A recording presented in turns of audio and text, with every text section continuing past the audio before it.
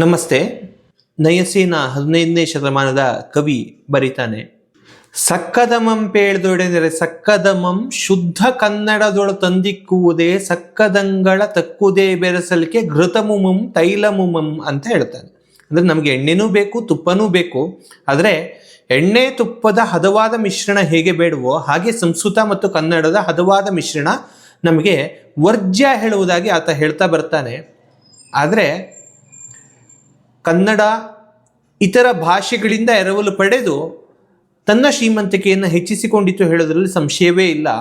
ಅದಕ್ಕಾಗಿ ಕವಿ ಮಹಾಲಿಂಗರಂಗರು ಬರೀತಾರೆ, ಸುಲಿದ ಬಾಳೆಯ ಹಣ್ಣಿನಂದದಿ, ಕಳಿದ ಸಿಗುರಿನ ಕಬ್ಬಿನಂದದಿ, ಅಳಿದ ಉಷ್ಣದ ಹಾಲಿನಂದದಿ, ಸುಲಭವಾಗಿರ್ಪ ಲಲಿತವಹ ಕನ್ನಡದ ನುಡಿಯಲಿ, ತಿಳಿದ ತನ್ನೊಳು ತನ್ನ ಮೋಕ್ಷವ ಗಳಿಸಿಕೊಂಡಿರೆ ಸಾಲದೆ ಸಂಸ್ಕೃತದಲ್ಲಿ ಇನ್ನೇನು ಅಂತ ಕೇಳ್ತಾರೆ.